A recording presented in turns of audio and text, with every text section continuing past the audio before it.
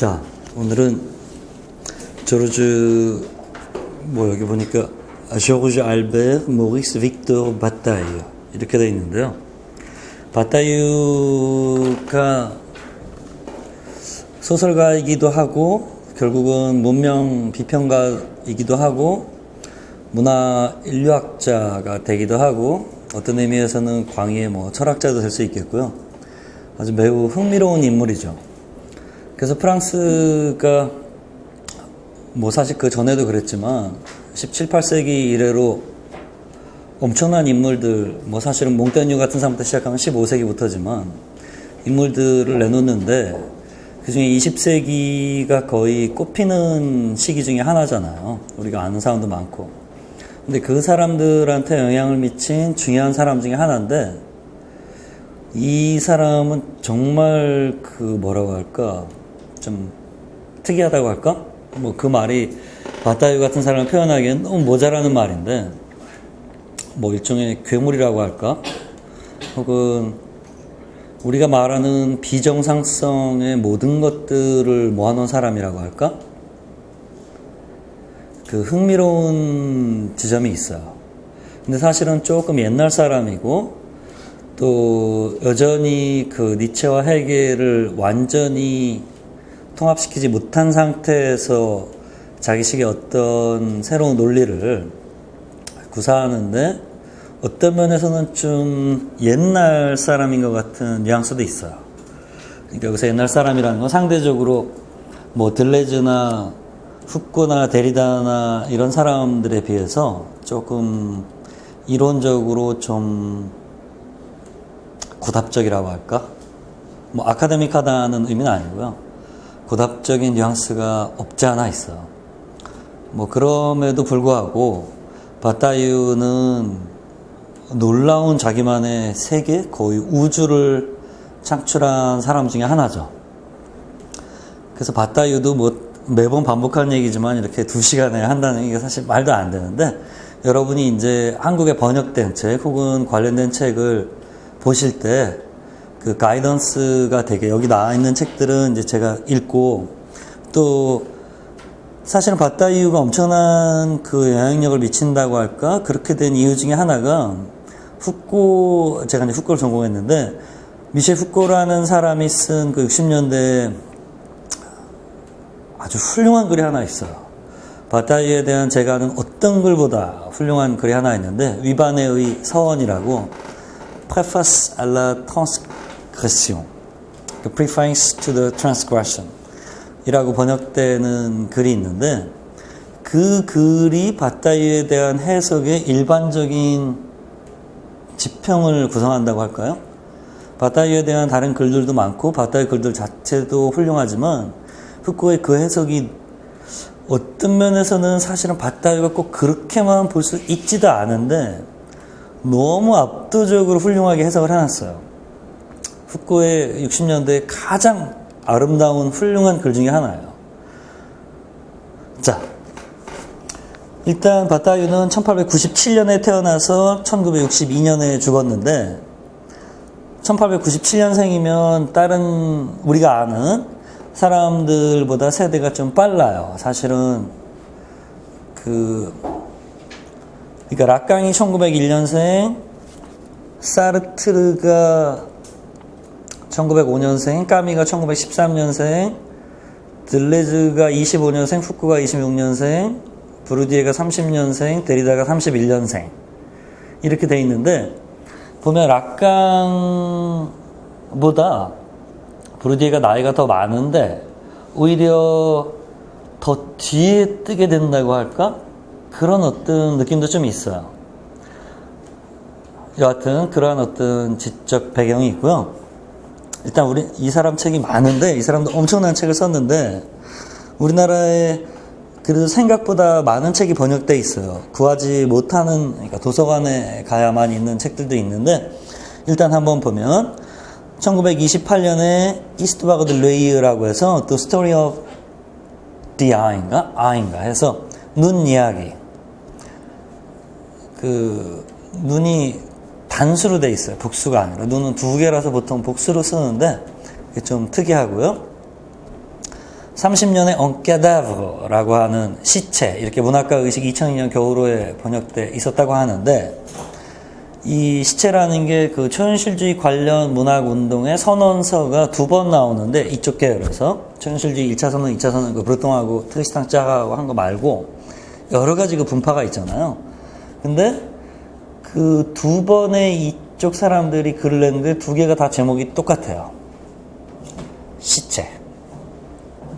1941년에 그러니까 이스바그 들레이어 소설이고 언캐다브는 시체는 문예 선언문이고 마담 에드와르다는 소설이고 라파르 모디트는 이제 철학적인 에세, 뭐 시론 이렇게 말하죠. 저주의 목. 이 부분이 되게 중요해요.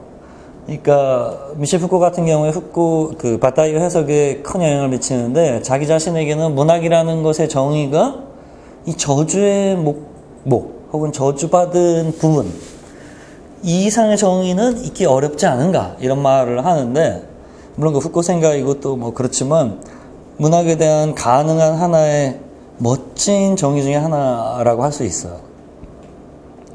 57년에 La littérature et le mal, 그러니까 The literature and the evil, 문학과 악. 57년에 l'érotisme. 이게 이제 영어라면 에로티시즘인데 우리나라에 89년에 나오면서 에로티즘이라고 나왔고 2009년에 재판 나오면서도 에로티즘이라고 나왔어요. 그래서 이 불어 에로티즘은 한국에서 바따이유의 이 에로티시즘이라는 책만 가리키는 걸로 돼 있죠. 에로티즘이란 말은 한국에 쓰지 않는 말인데 바따이유의 이 책 제목에 대해서만 쓰게 돼 있는 그런 특별한 단어가 됐죠. 61년에 Les larmes d'Eros, 에로스의 눈물. 62년도에 제가 오늘 이 책이 이제 최근에 나왔어요. 2014년 워크룸 프레스에서 그 l'impossible, 불가능, the impossible 이라는 제목으로 뭐 불가능성이라고 해도 되겠죠. 이렇게 나왔는데 이게 원래 47년에 나온 거를 수정했는지는 제가 잘 모르겠네요. 하여튼 서문을 새로 붙여서 제목을 다시 붙였어요. 원래는 La haine de la poésie, The hatred of the poetry. 그래서 시의 증오. 그게 이제 시가 증오하는 것도 되고 시를 증오하는 것도 되고 사실 어떤 면에서는 시라는 증오 이렇게 동격도 되는 여러 가지 그 중의적인 뉘앙스로 쓴 거예요. 거기에 3편의 글이 실려있는데 여기 다 실려있죠. Histoire de Rap, 쥐 이야기, 그 다음에 이제 그 나머지 2편이 있는데 디아누스, 그 다음에 오레스티 이렇게 돼 있죠.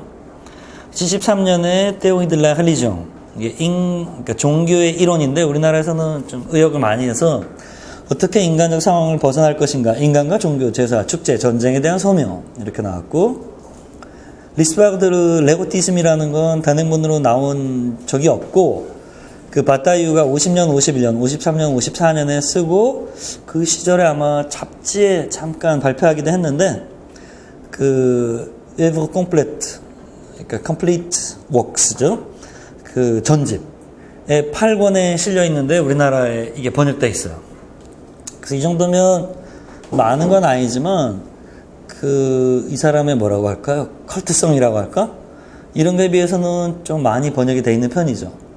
그 이유는 한두 분의 그 바따이유 뭐 전공자는 아니신 것 같기도 한데 바따이유의 그 애정을 가지신 역자들이 좋은 번역으로 꼼꼼하게 몇 권, 이게 거의 역자가 한 옛날 것들 빼고 한 2-3분이 거의 다 번역했어요. 그래서 이런 거는 바람직한 일이다 이렇게 생각하고요. 그 바따이에 대한 한국의 해설사라는 건 사실은 그 해설서라고 쓴 건 한 권밖에 없어요. 그게 산림 출판사에서 나온 그 이 시대의 절대 사상인가? 그 시리즈 중에 저기 갖고 계시나요?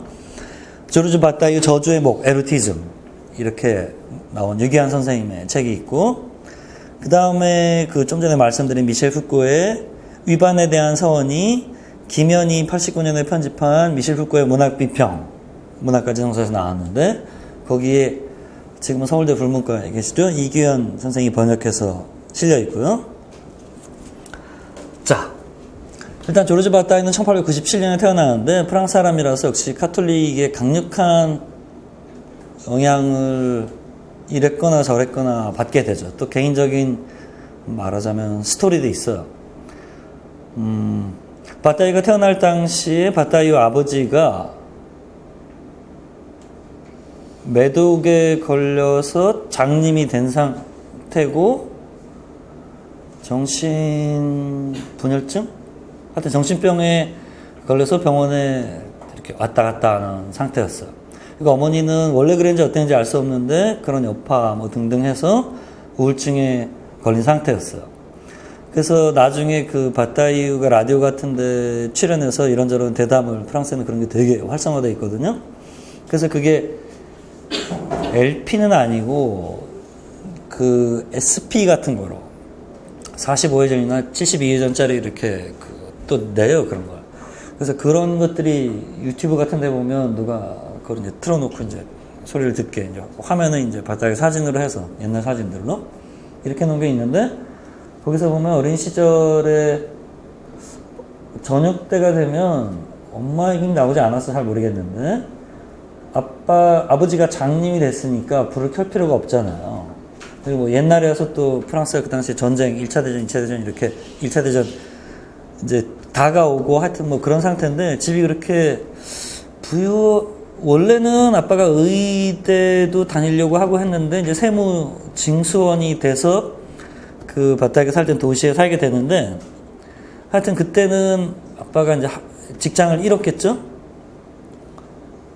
그래서 그 초도 거의 켜지 않는 상태로 이렇게 자기가 뭐 찾아서 켜든지 어떻게 할 수 있었을 텐데, 하여튼 그랬는데, 그게 뭐 좋을 수도 있고 나쁠 수도 있고 그렇다고 해서 꼭 그 아이가 불행해지거나 우울하거나 이럴 필연성은 없는데, 바따이 개인 같은 경우에는 그 인터뷰에 보면 너무너무 불행하고 우울하고 슬프고 좋지 않았다. 아주 그 불행한 어린 시절을 보냈다 라고 자기가 끔찍했다고 이렇게 말을 해요. 그 다음에 1차 대전이 일어나서인가? 하여튼 전쟁이 일어난 게 맞죠? 그때 바따이유 어머니하고 바따이유가 아버지를 간병인한테 맡기고 그 어머니의 친가로 피신을 해 있는가 그래요. 그때 그 어린 바따이유가 자기가 뭐 어머니도 그럴 수 있겠지만 자기 자신이 아버지를 버렸다, 이런 생각을 하게 됐다고 해요. 그리고 한 열 몇 살 때인가? 이 책이 참 좋은 게 이 바따이유 그 연보가 뒤에 아주 상세한 게 실려 있어요. 그래서 이 책 제가 추천드리고, 이 책 조금 있으면 금방 절판될 거예요, 이거. 이 컬트성이 있는 책들이 있잖아요. 바따이유가 일단 무조건 컬트이기 때문에 뭐 좋든 나쁘든 뭐 하여튼 이게 딱 보면 이게 금방 절판될 수밖에 없는, 이 올해 나왔는데 여러분들 관심 있으신 분은 미리 사줘. 책도 이뻐요. 거기에 보면 그 아버지에 대한 애정이 당연히 있었는데, 그게 아버지에 대한 밑도 끝도 없는, 한도 없는 증오로 어느 순간에 바뀌었다. 그 계기는 나와 있지 않고. 그러니까 완전 증오나 완전 애정은 아니겠지만 뭔가 애증으로 바뀐 거죠. 그렇지 않았으면 나중에 죄책감도 안 느꼈겠죠. 그래서 그렇게 있다가 아버지가 건강 상태가 안 좋아져서 거의 죽게 돼요. 그래서 엄마한테 돌아가자고 했는데, 엄마가 그때 우울증이 원래 좀 있었는데 발작을 일으켜서 광증 상태에 빠져서 가지 않겠다. 그래서 결국 가지 않은 상태에서 아빠가 사망하죠. 아버지가 10대 초반 정도 되는 것 같은데 뭐 정확하게 잘 모르겠네요. 근데 그때 아버지가 죽기 전에, 프랑스는 이 카톨릭 국가니까 이랬거나 저랬거나 신부가 와서 마지막으로 고해를 하고 용서해주고 축복을 해주고 이게 죽어야 천국 간다, 이런 게 있는데, 아빠가 생각이 있고 뭐 하여튼 그런 어떤 방울기질이 있는 사람이라서 거부하고 죽어요. 그리고 자기는 아버지를 버렸는데 이게 뭐 해피엔딩으로 결국 끝이 좋으면 다 좋을 텐데 어쩌면 그렇게 되지 않고 이 아빠가 죽었기 때문에 이거를 잊지 못하는 거죠. 그리고 어머니가 그 전후에서 자살을 2번 시도해요. 그 죽지는 않는데 하여튼 그 아주 우울한 분위기였던 거죠. 근데 그 아빠 영향을 받아가지고 바타이가 어렸을 때 그 카톨릭 성당에 다니지 않아요. 근데 그 친구 한 16살? 한 17살? 하여튼 우리나라 치면 한 고등학교 때쯤 친한 친구를 하나 이제 사귀게 되는데 그 친구 집에 다니면서 종교에 이렇게 카톨릭에 귀의하게 돼요. 바타이는 한 번도 자기가 카톨릭 교육을 받아본 적이 거의 없다. 이렇게 말하는데 좀 프랑스니까 당연히 그런 게 뭐 주변에서 보고 듣고 했겠지만 자기를 직접 그렇게 누가 이렇게 데리고 다니고 뭐 그런 적이 없었는데 그 친구 집에 다니는 그 집에 뭐 어떤 따뜻한 애정이라든지 이런 분위기에 이렇게 끌려서 성당에 다녀야 되겠다고 결심하면서 그때 이제 성적도 사실은 그 집안 환경이나 뭐나 해서 그렇게 좋지 않았다고 하는데 나중에 보면 뭐 열심히 공부해서 공부를 잘 하게 되죠. 근데 여하튼 그래서 바타이유가 그 카톨릭에 귀의하게 되는데 좀 귀의하게 되는 게 아니라 이 수사 신부가 되려고 해요. 그래서 그 신부가 되려고 학교에도 다니고 신학교에 다니고 할 거예요.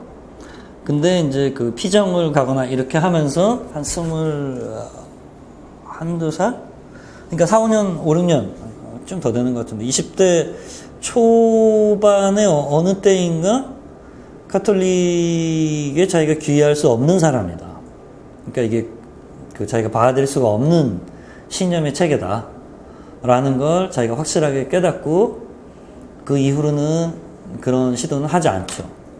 그런데 제가 이 얘기 왜 이렇게 자세하게 말씀드렸냐면 이게 물론 이렇게 인격주의적 심리주의적으로 그 이 사람의 작품이나 사상 경향이 이 개인적인 어떤 부분 때문에 이렇게 됐다 하는 부분이 뭐 어느 정도는 있을 수 있겠지만 이걸로 다 그 깔아뭉개서 그냥 얘는 뭐 이런 거니까 이렇게 됐다 이런 식으로 설명하면 곤란한데 그 영향을 끼치지 않았다고 하기 어려운 그런 분명한 어떤 몇 가지 그 감성적 혹은 지적 경향이라 그럴까? 그런 게 나타나요. 이 눈에 대한 이야기가 되게 많이 나오는 거죠. 아버지가 장님이었으니까 그것도 원래 태어날 때부터 장님이 아니라 매독으로 인한 그 뭐 병, 뭐 합병증인지 뭔지 모르겠고 그 중간에 눈을 시력을 잃게 된 거기 때문에 그 굉장히 그 깊은 인상을 남긴 것 같아요. 바타이한테. 그래서 눈이나 시각에 관련된 이야기가 굉장히 많이 있어요. 그래서 물론 문학이고 철학이고 종교고 역사고 예술이고 이런 걸 다루지만 미술에 관련된 글, 라스코 벽화에 대한 거나 만화에 대한 거나 혹은 눈 이야기나 그런 이야기들이 많이 나오게 돼요.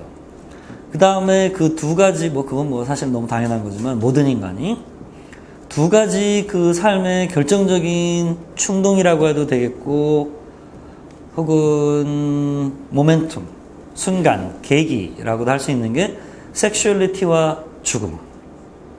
네, 엄청난 거의 매우 중독됐다고 할까?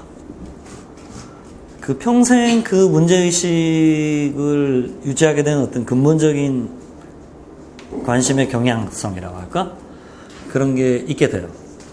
그것도 아마, 그 다음에 그 죄책감에 관련된 그 무엇과 위반. 바타이유 하면 뭐 에로티즘도 있고 여러 가지 단어가 있지만, 후코가 또 그 위반에 대한 서설, 이런 거를 써서도 그렇지만, 그 transgression, 위반이라고 하는 단어, 이 한 단어가 바타이유의 그 어떤 사상을 하나로 한다는 건 웃긴 말이지만 그 중심의 모든 것이 그것을 중심으로 주의를 회전하는 양상 중에 한 축을 형성해요. 여하튼 그래서 이러저러 하다가 파리 고문서학교에 입학하게 돼요. 근데 파리 고문서학교 당연히 명문이고요. 그 나이는 좀 어리지만 지라르는 1923년생인데 다음 시간을 흔해지가 그러니까 희생양이로 그 사람이 파리 고문사학교에 입학하죠. 근데 뭐 지라르하고 바타이유하고는 26살 차이 나니까 그 또 옛날이고 하기 때문에 일찍 결혼들 하고 하니까 거의 아들도 될 수 있는 세대이기 때문에 이제 상당히 다르죠. 그때 학교의 위상도 그렇고 지적인 어떤 백그라운드도 그렇고 물론 뭐 당연히 다른 사람이니까도 그렇고요. 자, 그래서 이런 저런 독서들을 하게 되는데 이 말하자면 그 영적인 어떤 문제에 대한 관심이라고 할까? 그것도 그리스도교적인 광해, 카톨릭이니까 그런 뉘앙스가 상당히 강해요. 그러니까 자기 정체성을 자기 스스로를 기준으로 놓지 않고 예를 들어서 뭐에 대한 안티로 자기를 설정한다는 건 그 안티에 뒤에 붙는 그 자기의 안티의 대상이 되는 그 무엇에 종속된다는 거라고 제가 말씀드렸잖아요. 어머니, 아버지가 좋아할 거기 때문에 나 이거 하지 않겠다는 거는 이거 아버지를 중심으로 자기 인생을 결국 살고 있는 거거든요. 그래서 그거 신경 쓰지 말고 아버지가 좋아하든 말든 자기가 하고 싶으면 하고 해서는 안 되겠다 싶으면 안 해야 그 독립을 하는 거겠죠? 여하튼 그 롤랑 바르테 멋진 말도 있잖아요. 망각은 망각은 기억의 또 다른 방식이다.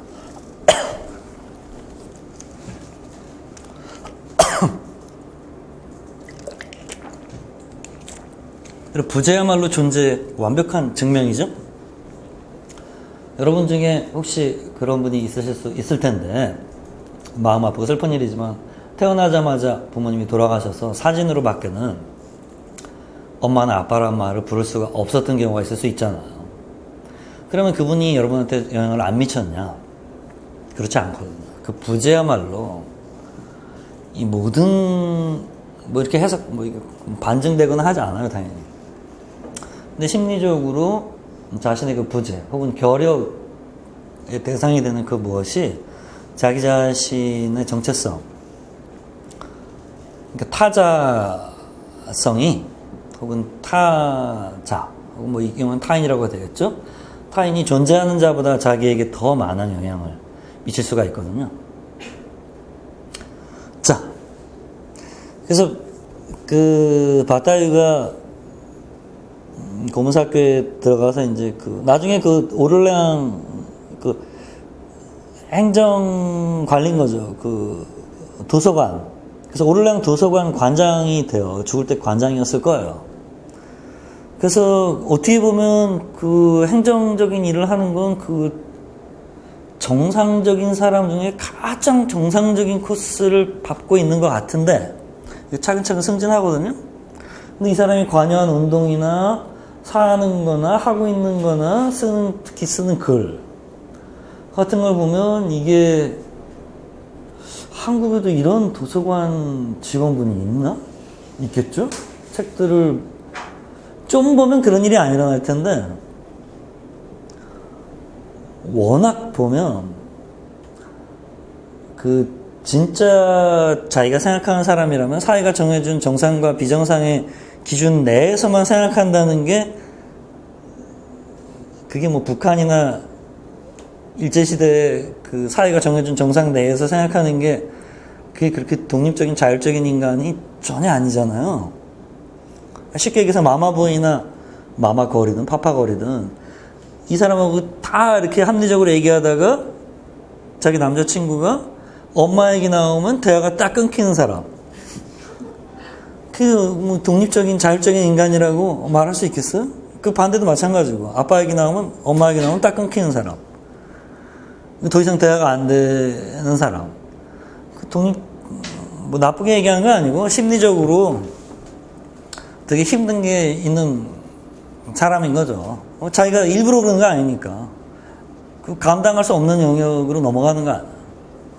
자, 여하튼 그래서 이런저런 책을 보는데 베르크손하고 프로이드 이 사람 지금은 사실 완전히 잊혀졌는데 레옹 셰스토프라고 하는 러시아의 철학자인데 그 서방으로 망명한 사람이 있어요.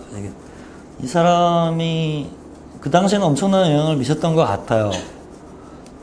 러시아 정교 인물이고 가령 까미의 시지프의 신화에 나오죠. 셰스토프가 한 장이 있어요. 그 다음에 니체 이런 사람들을 읽어서 근데 이 사람들을 보면 일명 정통적인 철학사에서 합리주의 경향에 속하는 사람이 지금 보면 없어요. 뭐 이 사람들이 비합리적이라는 게 아니라 그 뭐 데카르트니 라이프니츠니 분석 철학이니 이런 계열의 사람들하고는 다른 여하튼 어떤 방식으로든 베르그선, 프로이트, 셰스토프, 니체 다 거기에서 좀 벗어난 사람들이죠. 그런 사람들의 영향을 받는데 젊은 시절에 바타이한테 가장 큰 영향을 미친 사람은 막셀모스예요. 그래서 막셀모스를 좀 다루지 않으면 바타이유를 이해할 수가 없게 돼요. 막셀모스는 유태인인데 1872년에서 1950년까지 살았는데 우리나라의 한길사에서 2002년도에 번역되어 있죠. 증여론이라고 Essai sur le don, forme et raison de l'échange dans les sociétés archaïques. 태고적 사회에 있어서의 교환의 형식과 이유. 증여에 관한 실언. 이렇게 되어 있는데 이 막셀모스가 개인적으로 에밀 디르켐 있잖아요. 프랑스 사회학의 꽁트 이후의 태도 중에 하나인데 실증주의 사회학의 아버지죠. 에밀 디르켐의 사촌 조카예요. 그래서 뭐 사촌 조카라고 해서 꼭 영향을 받는 건 아니고 뭐 크리스마스 때 보고 뭐 할 수 있겠죠. 근데 그런 정도가 아니라 그 에밀 디르켐이 사회학과 교수로 있던 대학교에 입학해서 제자가 돼서 그 아주 제대로 공부를 하고 그 모스가 당연히 뛰어난 청년이니까 뭐 디르켐이 어떤 사람인지 개인적으로 모르겠지만 아껴하고 그 디르켐뿐만 아니라 디르켐 주위의 그 지적인 여러 가지 그 해맥이라고 할까요? 그런 사람들이 그거를 다 자기가 흡수를 해요. 그래서 디르켐 같은 경우에는 소시르하고 나이 차이가 거의 나지 않기 때문에 구조주의나 뭐 이런 걸 받아들일 수가 없잖아요. 그 책들이 발견되지 않은 상태니까. 근데 막셀모스 같은 경우에는 그런 책들을 이게 1925년에 나오는데 읽어서 이미 나중에 이제 미국의 인류학자들이 구조기능주의라고 부르게 되는 그러한 뭐 구조기능주의라고 부르면 안 되는데 구조적인 어떤 뉘앙스가 들어가 있는 그 어떤 그 학문적 방법론을 채용해서 이 증여론이라는 걸 쓰게 돼요. 그래서 디르켐의 이야기는 거기 보면 막셀모스의 그 1페이지 밑에서 둘레서 8째 줄에 굵은 글씨 총체적 사회적 사실이라는 게 있는데 fait social total 중에 이 total이란 말, 총체적이란 말을 뺀 fait social 이게 social fact인데 이게 디르켐의 용어예요. 그래서 total만 어떤 의미에서는 그 추가를 한 거예요. 총털만. 그 사회적 사실이라는 건 그 전에 부르디유 할 때도 말씀드렸지만 그 개인적인 현상으로 볼 수 있는 어떠한 현상은 사회적인 하나의 사실로 간주되고 조명되고 해석될 수 있다. 그러니까 제가 이런 안경을 쓰고 이런 말투를 쓰고 이런 한국말, 이런 서울 말을 쓰고 이런 옷을 입고 이런 자세로 앉아서 이렇게 강의를 하는 게 저희 개인적인 퍼스널한 혹은 사이클로지컬한 특성이라고도 물론 볼 수 있겠지만 제가 속한 지역사회, 학연, 전공 혹은 만나는 사람들 제가 친구들하고 만나면 뭐 넥타이를 메고 만나는 경우는 좀 달라지겠지만 캐주얼하게 보면 거의 비슷한 옷들을 입게 된단 말이죠. 그래서 그게 각자가 개인이 다른 사람의 영향을 받지 않고 골랐다고들 스스로는 생각하는데 사실은 그 경향성을 보면 계급적, 지역적, 학벌, 전공 등등에 따라서 말투나 옷 입는 거나 행동거지나 생각하는 거나 사용하는 단어나 등등이 다 달라진다는 거죠. 그래서 개인적으로 보이는 어떠한 현상이 사회적인 현상으로 간주되고 해석될 수 있다. 사회학이니까 당연한 거죠. 그렇게 볼 수 없다고 하면 사회학이 성립이 안 되잖아요. 그래서 이 세상의 모든 건 사회적 현상으로 볼 수도 있다. 그렇게 한번 증명을 해보려고 하는 거죠.